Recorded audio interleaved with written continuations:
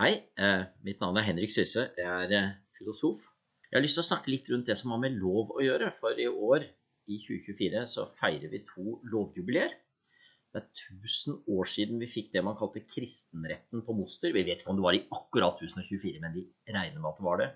Og det var et første forsøk på å lage lovregler innenfor det nye kristne Norge. Og det betydde mye, for på den måten lagde man også lovregler som skulle inkludere alle i dette samfunnet. Så det var faktisk en ganske moderne måte å tenke rundt lovens innhold på, vil nok vi si i dag. Og for 750 år siden så fikk vi noe som er en ganske stor begivenhet i hele Europas rettshistorie. Vi fikk en egen norsk lovbok som vi kaller for Landsloven, under en konge som het Magnus Lagabøte, som for øvrig selv var ganske svak. Kanskje han i dag ville vært snakket om som en med funksjonsnedsettelser. Kanskje var det nettopp derfor han var så opptatt av å lage et lovverk som skulle inkludere. Så hva er det som er så viktig med lov? Jo, hvis man har en lov som gjelder likt for alle, og som er kjent for alle, og hvis den gjøres om, så vet vi hvordan det skjer. Da har vi det vi gjerne kaller en rettsstat. Og en rettsstat, den skaper sikkerhet. Den gjør at du ikke trenger å være redd for at du plutselig skal bli satt i fengsel i morgen, eller at plutselig noen skal komme og ta fra deg pengene dine. Dette vet vi hvordan det er i verden rundt oss. Og det handler ikke bare om penger og eiendom, det handler om familie, vennskap, mennesker som kan bli revet bort og kastet i fengsel uten å ane hva de har gjort, eller mennesker som blir plassert i konsentrasjonsleire på grunn av måten de ser ut på, hvilken tilhørighet de har. Vi vet hvordan det nasjonalsosialistiske regimet ikke minst rettet seg mot mennesker med funksjonshemning. I en rettsstat så skal ikke det skje. Og det er noe av det som er ganske enestående med Magnus Lagabøtes landslov fra 1274. Det er ganske lenge siden, men det var faktisk en tid da vi hadde en konge og mennesker rundt ham som tenkte gjennom hva menneskeverd betyr. Altså at det å være et individ, uansett hvem du er, uansett hva du har gjort eller hvilke egenskaper du har, det gjør deg til et menneske som også skal beskyttes av loven og være omfattet av loven. Det skal ikke være slik at ja, men noen faller under loven, og så har vi alle de andre. De betyr ikke noe. Og derfor går det faktisk en tråd fra denne loven i middelalderen, som vi ofte kaller den tiden i dag, og frem til i dag. Noen ganger tenker vi på middelalder som noe veldig mørkt, en tid preget av overtro og maktmisbruk. Men det er ikke sant. Magnus Lagabøte, han var inspirert av en del av de fremste både teologer, filosofer og jurister i sin tid. Og en av dem, som er Thomas Aquinas, han mente at en gyldig lov, den reflekterer noe som er evig. Noe som faktisk gjelder alltid, og som konger og nasjonalforsamlinger ikke egentlig kan gjøre om på. Det er faktisk en tidlig versjon av det vi mange århundrer senere kaller tanken om menneskerettigheter. Du har et menneskeverd, og du har noen rettigheter fordi du er mennesker. Det skal loven sikre, men det kan loven ikke ta fra deg. Dette er grunnleggende.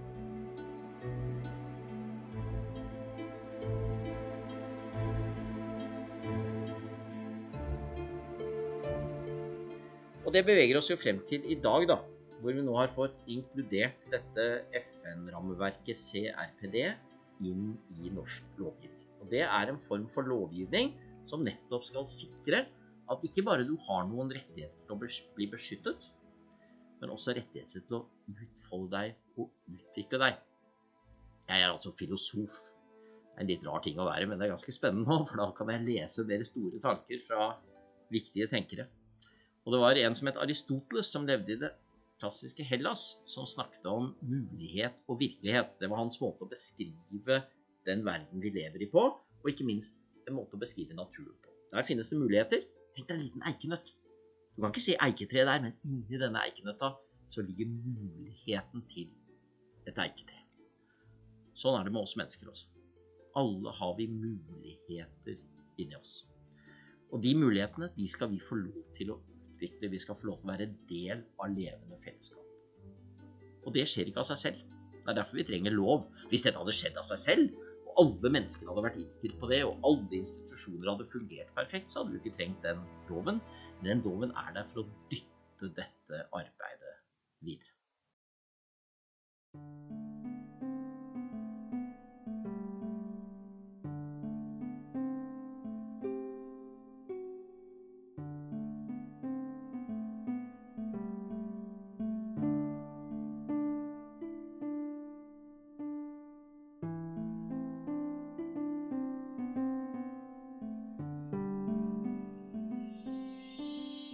Og da har jeg lyst til å avslutte denne tenkningen med hva det har med kunst og kultur å gjøre.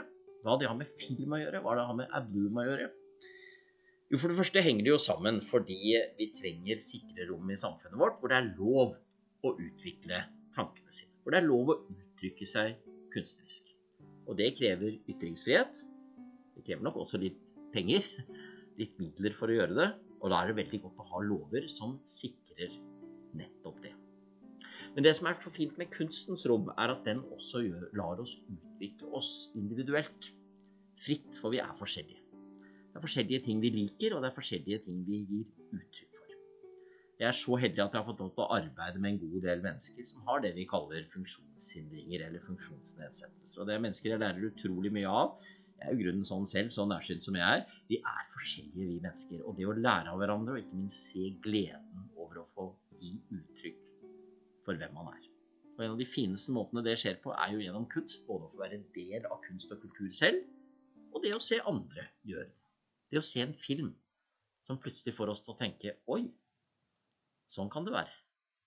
Det har vi lov til i Norge, det er beskyttet av loven, og det går faktisk en tråd tilbake til den lovgivningen som vi feirer i år. Så derfor er jeg så glad for å få lov til å være del av denne festivalen, om enn nå bare via en skjerm, og få lov til å kjenne noen av dem som driver dette og driver det frem. Jeg vil gjerne takke dere frivillige, for en ting er en lovtekst som gir deg lov til å gjøre noe. En annen ting er at det faktisk skjer, og da trenger vi mennesker som kjemper for det, og som er frivillige. Så la oss feire i år sammenhengen mellom disse lovverkene som ble laget for mange år siden, og der vi er i dag, og ikke minst dit vi skal videre.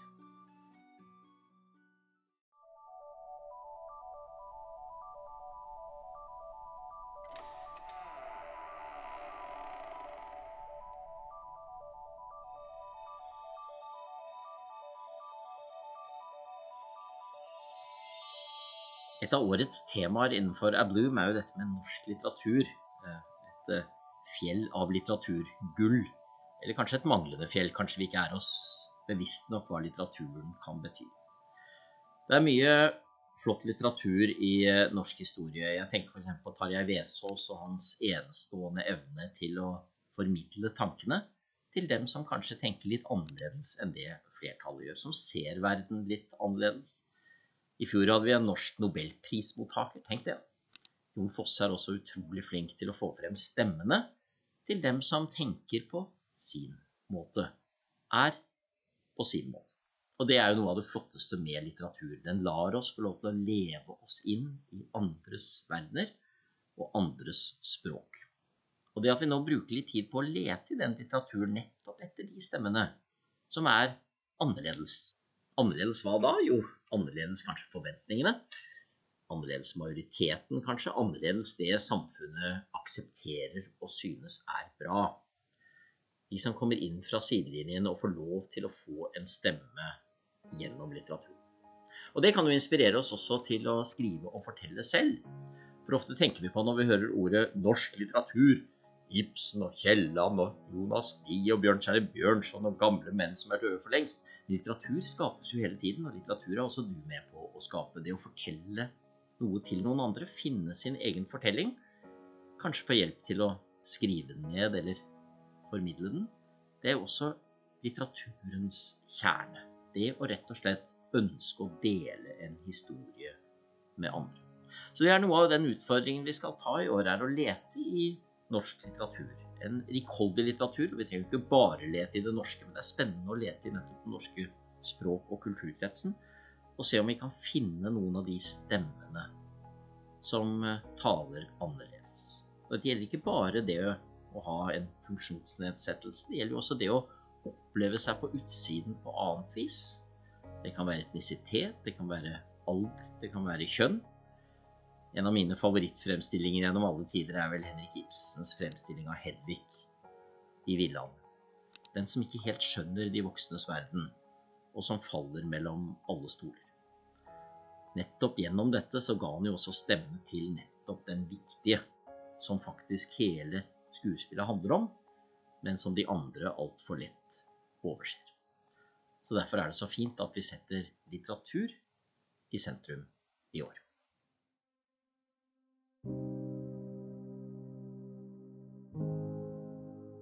Det er viktig å se fremover også. Hva kan Bloom bidra med på hvordan samfunnet vårt utvikler seg? Og hvordan kan vi tenke rundt hva vi kan gjøre? Særlig de av oss som er unge. Nå vil jeg ikke dere skal le. Jeg føler meg ung inni meg. Nå er jeg 57, og noen av dere som ser på er kanskje 17 eller 27, så da kan dere uansett hvor dere er tenke fremover. Hva slags samfunn ønsker vi å skape, og hvordan tenker vi at litteratur og film og kunst kan være med på det?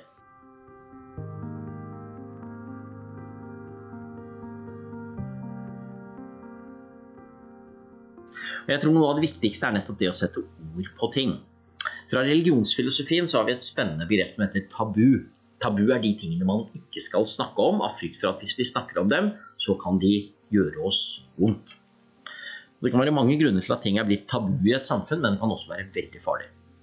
For hvis ting som faktisk betyr noe for oss mennesker blir tabu, så skal vi tørre å snakke om det. Mange av de sterkeste fortellingene vi kjenner fra både vår egen og andre kulturkretser er jo dette der man tør å utfordre det.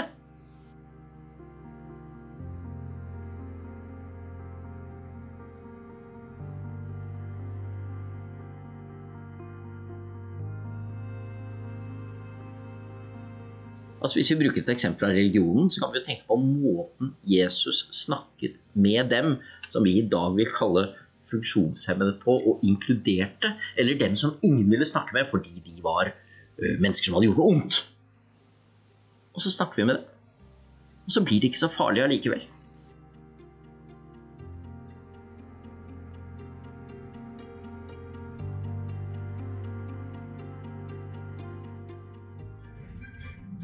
Har du vært på kino før? Ja, det var lenge siden. Og jeg har lyst til å bruke et eksempel fra en film som jeg er veldig glad i. Den heter A Beautiful Day in the Neighborhood.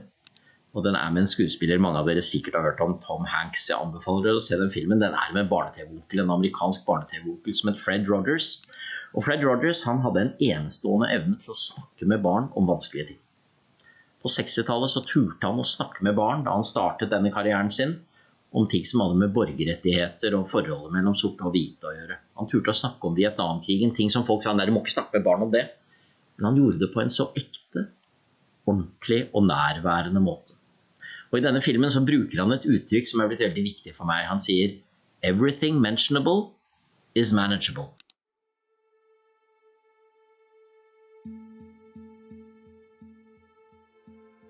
Alt du kan sette ord på, det skal vi klare.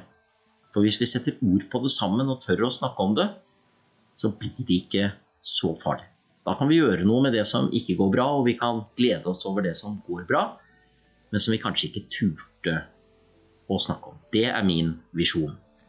At vi skal bli modigere og modigere i måten vi tør å snakke om vanskelige ting på, men vi skal gjøre det også på en ordentlig måte. Det var det som var så fint med Fred Rogers. Han gjorde det på en måte som ikke gjorde barna redd. Han gjorde det ikke for å skremme dem. Så vet jeg at noen ganger kan kunstneriske uttrykk være skremmende med vilje, og det kan være riktig det også hvis man skal utfordre, eller hvis man skal underholde. Men hovedmålet må jo være det at vi utvikler oss, at vi gjør noe som er konstruktivt, at vi gjør noe som er fint, og at vi også bruker kunsten og kulturen, filmen og litteraturen til det. Og lærer av de eksemplene som ligger der.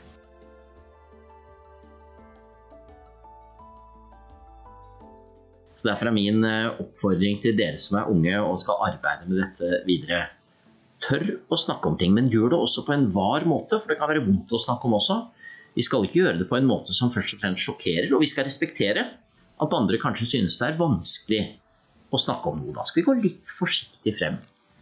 Men vi skal tørre å løfte frem, og det vi aller mest skal tørre å løfte frem, det er jo det enkelte mennesket. Det enkelte menneskets verd.